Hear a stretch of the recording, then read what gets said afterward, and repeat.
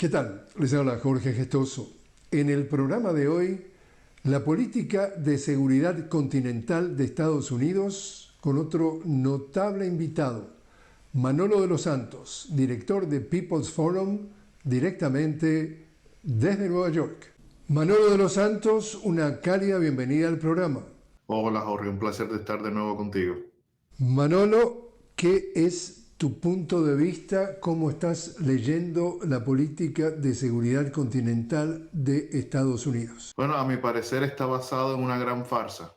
Los Estados Unidos durante décadas, por más de 50 años, ha creado lo que se llama o la mal llamada guerra contra las drogas, que ha justificado no solamente la represión interna contra los pueblos afroamericanos y latinos dentro de Estados Unidos, sino que ha justificado también la expansión de la presencia militar de Estados Unidos desde Centroamérica hasta el Cono Sur.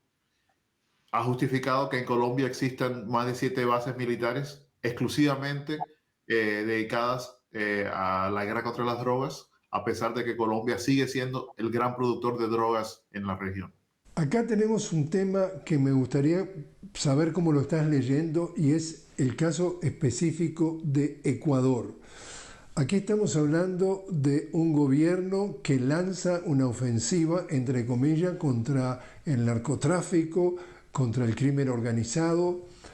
Y sin embargo, el presidente, el hijo del hombre más rico del Ecuador, estamos hablando del grupo Noboa, el mayor exportador de bananas del Ecuador, que controla no solo la producción, sino el envasado, la salida de las bananas por 2 puertos, los barcos que se cargan con las bananas. Esos 2 puertos, la denuncia es que no están siendo controlados o de alguna forma lanzada una ofensiva para ver lo que está saliendo de allí, y cuando llegan a Europa llegan cargamentos de bananas vienen del Ecuador, no dicen que viene del grupo Noboa, pero la gran sospecha es que hay una relación. Todo este largo preámbulo para preguntarte, dado que hay consenso que la mayoría del narcotráfico sale por el Pacífico y Ecuador es un jugador central, ¿cómo es que se está hablando de una armada frente a las costas de Venezuela por donde no sale la droga del punto de vista mayoritario? 70% sale por el Pacífico. Bueno, yo creo que esto es lo preocupante. En los grandes medios norteamericanos ha habido un enfoque solitario en los últimos meses y semanas sobre el supuesto narcotráfico saliendo desde Venezuela, o en particular desde el Caribe.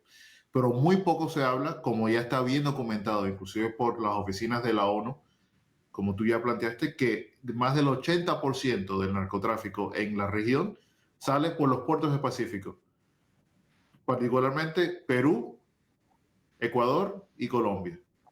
Ecuador en particular es, yo te diría, un caso especial porque no solamente está el elemento de la conexión de las megas empresas de la familia Noboa, sino que también es un país que colabora activamente con la DEA. Es un gobierno que colabora efectivamente con el ejército norteamericano. Hay lazos directos entre oficiales de la DEA y oficiales supuestamente de control del narcotráfico en Ecuador. Y a pesar de eso, ha incrementado en los últimos años el tráfico de drogas saliendo de esos países. ¿Cómo explicamos esa anomalía? ¿Por qué entonces el enfoque farsante contra Venezuela en estos últimos meses? ¿Tiene que ver con las drogas o tiene que ver con la geopolítica? Y creo que ahí es donde está la pregunta esencial del momento.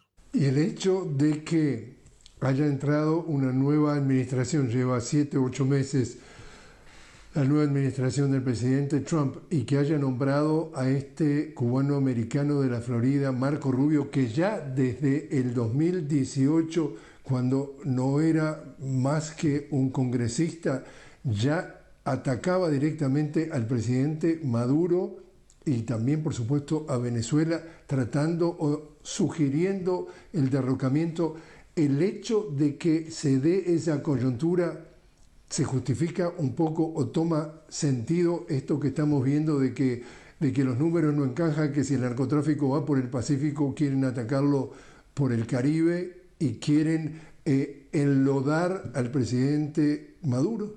Bueno, yo creo que llegamos a la esencia del tema, y es que Marco Rubio y lo que yo llamaría la mafia cubanoamericana en Estados Unidos, una mafia que no está simplemente escondida, sino que ocupa en muchos casos altos cargos dentro del gobierno norteamericano, que ocupan altos cargos dentro del Senado y el Congreso de los Estados Unidos, han asumido una política de esencialmente buscar todas las vías para derrocar cualquier gobierno que se declare independiente y soberano en la región. Y han apuntado en Venezuela como el mayor impedimento para sus proyectos políticos de reconquista en la región. Yo creo que eso hay que tenerlo muy en claro.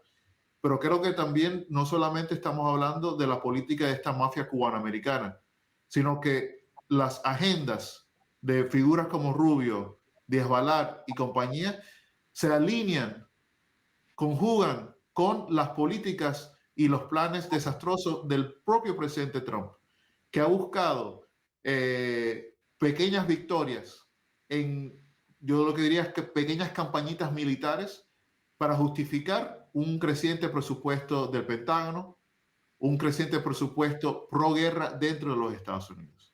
Cuando el presidente Nicolás Maduro reacciona ante justamente el despliegue cada vez que se sabía que se incorporaba otro navío a esta armada frente a las costas, una armada estadounidense frente a las costas de Venezuela, él hace un comentario en una declaración, en una rueda de prensa frente a la prensa internacional y dice: cuídese, señor presidente Trump, de su secretario de Estado, porque de alguna forma puede llegar a tratar de terminar enlodando sus manos de sangre. Es decir, él separa al presidente Trump de la agenda de Marco Rubio. ¿Cómo lees tú por lo menos esa sutileza en la denuncia? Bueno, yo creo que la conferencia de prensa del presidente Nicolás Maduro fue muy puntual en estos temas, pero yo añadiría que las manos del presidente Trump ya están enlodadas con sangre, están enlodadas con la sangre del pueblo palestino, porque ha llevado a cabo un apoyo excepcional al genocidio contra el pueblo palestino por parte del Estado de Israel. Están enlodadas con la sangre del pueblo iraní, porque Estados Unidos financió y apoyó de todas las maneras técnicas y militares la guerra contra Irán. Y queremos prevenir que se enloden con la sangre del pueblo venezolano. Y no solamente del pueblo venezolano, sino con la sangre del pueblo latinoamericano.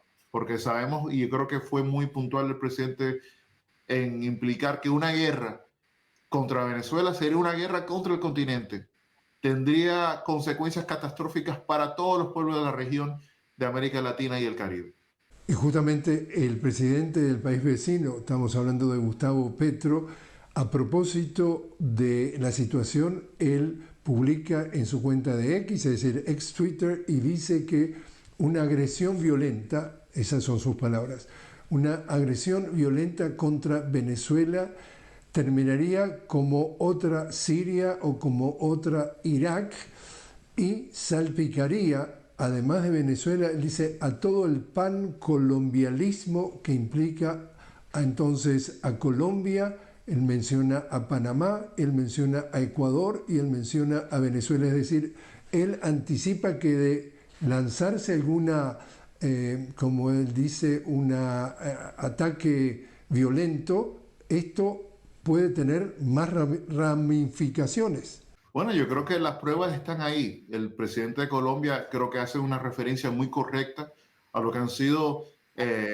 intervenciones militares recientes de Estados Unidos en Irak, en Afganistán, en Siria, donde lo que hemos visto en todos esos casos, todos esos conflictos de guerra, donde participa Estados Unidos, donde lidera Estados Unidos, que uno, hay un gran conflicto que lleva a masivas olas de migración y de refugiados internos en la región, Estamos hablando en ambos casos de Irak, de Siria, millones de refugiados que han tenido que salir de sus países.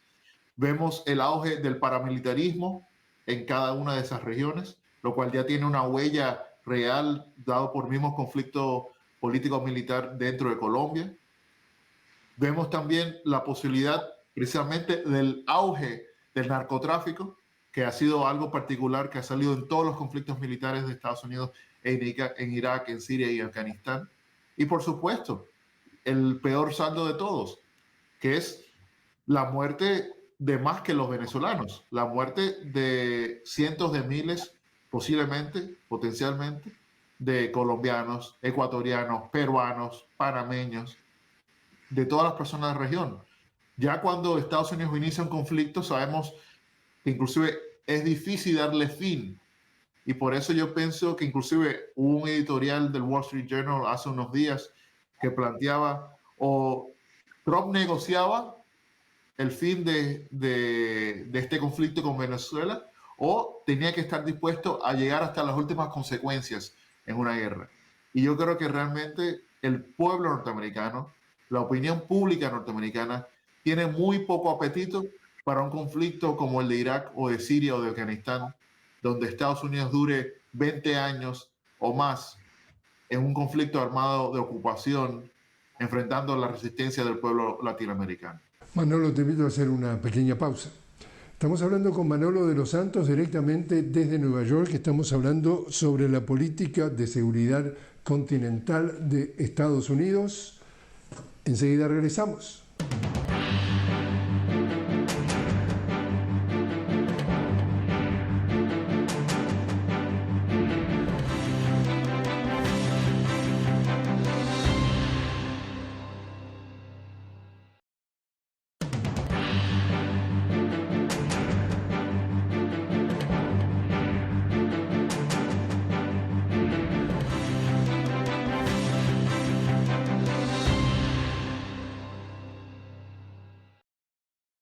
Continuamos hablando con Manolo de los Santos directamente desde Nueva York. Manolo, director de People's Forum en Nueva York. Estamos hablando sobre la política de seguridad continental de Estados Unidos. Si analizamos entonces con cautela y con mucha rigurosidad las palabras del secretario de Estado Marco Rubio, que dio en México, en su visita reciente a México, él decía que eso que han mostrado como un video de una lancha que es abatida y que supuestamente transportaba droga y supuestamente llevaba ocupantes, el número queda en discusión, y que supuestamente salía de Venezuela. Todo eso para decir que Marco Rubio dice no alcanza, porque era en aguas continentales supuestamente, o internacionales mejor dicho, no alcanza con derribar a estas embarcaciones en aguas internacionales, porque eso solamente representaría, y él menciona, solamente representaría el 2% de la lucha contra el narcoterrorismo. Hay que ir a la fuente. Y tú recuerdas perfectamente que ese señor Marco Rubio ha tratado de ligar a Venezuela como un narcoestado y al presidente Maduro como un narcoterrorista. Si empezamos a poner todas las cosas juntos, ¿qué esperar del próximo paso, Manolo? Bueno, a mí me parece que si Marcos Rubio plantea la necesidad de ir a la fuente del narcotráfico, la fuente no está ni en Caracas, ni está en Bogotá, ni está en Medellín, ni está en Barranquilla, ni está ni siquiera en Guayaquil. La fuente del narcotráfico, la fuente de su organización, de su financiación y posteriormente de su consumo, está en Estados Unidos. La propia DEA ha reconocido en sus propios informes de amenaza nacional de las drogas en los años 2024-2025 y en múltiples declaraciones que han dado directores de la DEA ante el Congreso norteamericano, han planteado que las redes del narcotráfico en el mundo se sostienen y siguen funcionando en gran parte porque dentro de los 50 estados de la Unión Americana siguen existiendo las fuentes de financiamiento y de distribución y circulación de este narcotráfico.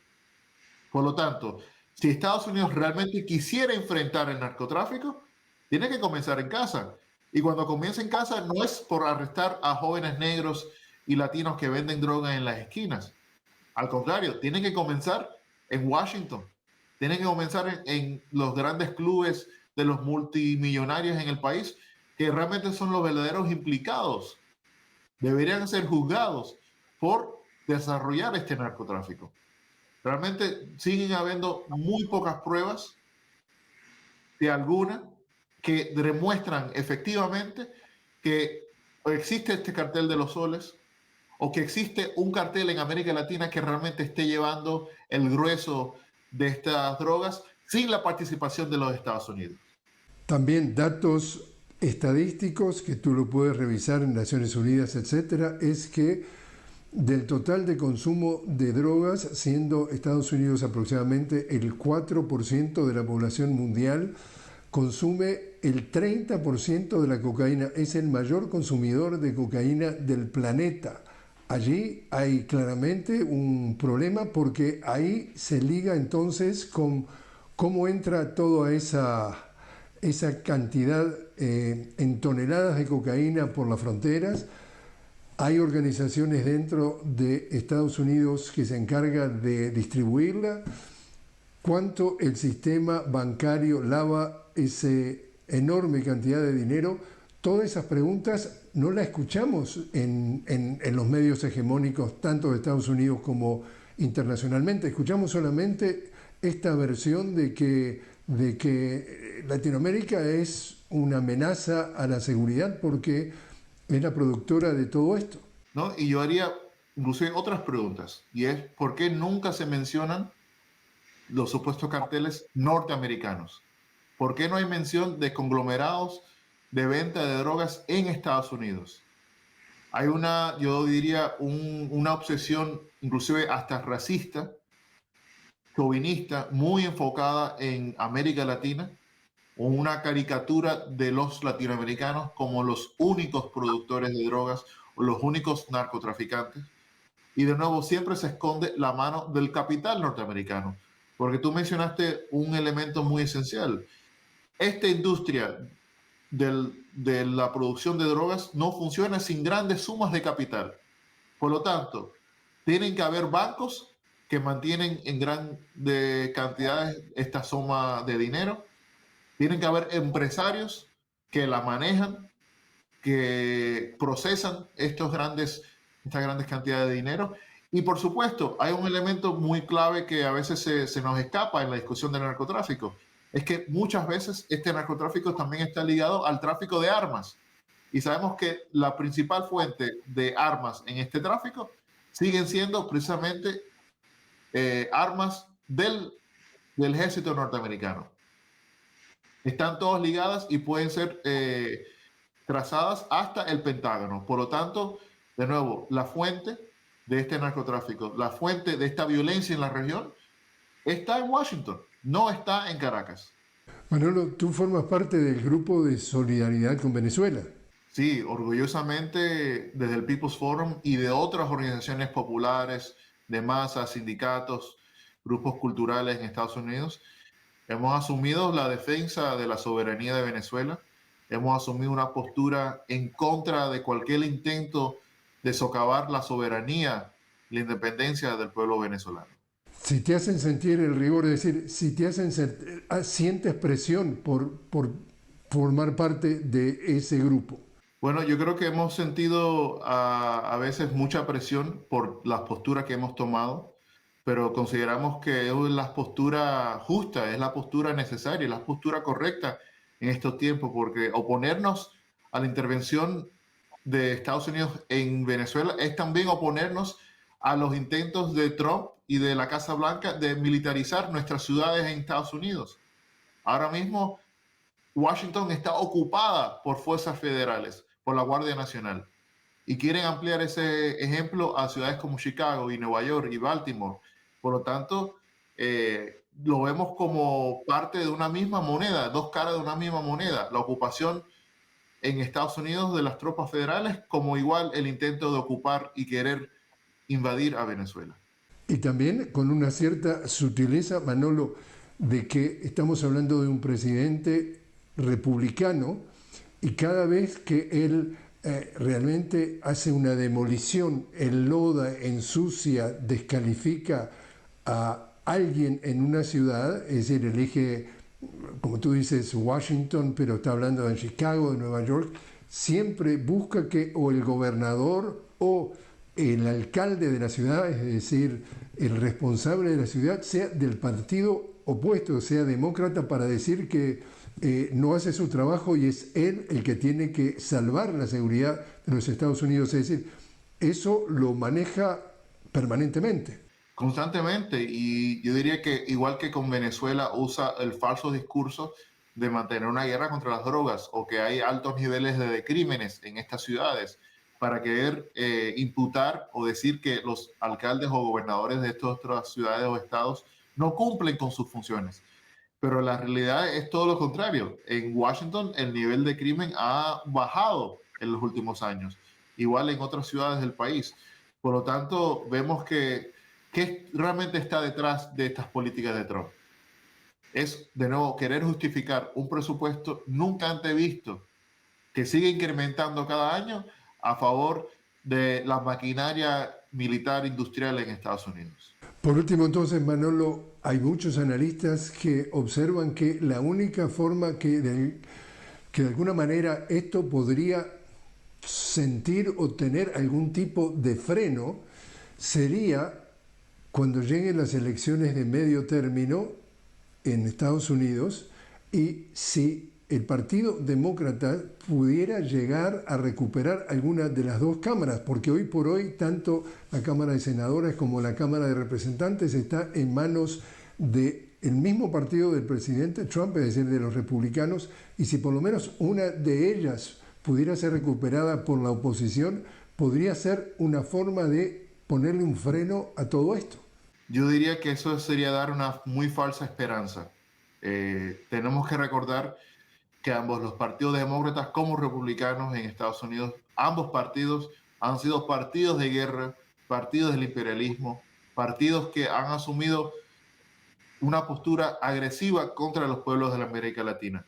Tenemos que recordar que fue Obama el que declaró, un presidente demócrata, un estado de emergencia, una declaración de emergencia contra Venezuela. Tenemos que recordar que fueron demócratas como Biden, Obama y Biden que aplicaron sanciones masivas contra Venezuela y contra Cuba. Tenemos que recordar que han sido partidos líderes del Partido Demócrata que han asumido, yo diría, una postura guerrerista en todo el mundo. Por lo tanto, una victoria demócrata en el Congreso a las próximas elecciones no sería el freno. Yo creo que el único freno real que tendríamos para poner fin a esta política guerrerista contra Venezuela y contra los pueblos de la región es un cambio político-social masivo iniciado por los movimientos populares, iniciado por los pueblos en lucha dentro de los Estados Unidos. De lo contrario, vamos a seguir de administración en administración, de cambio en la Casa Blanca a cambio en la Casa Blanca, viendo las mismas políticas cada vez más empeoradas, cada vez más guerreristas, cada vez más agresivas contra la región. Manolo de los Santos, muchas gracias por haber estado con nosotros. Gracias a ti, Jorge.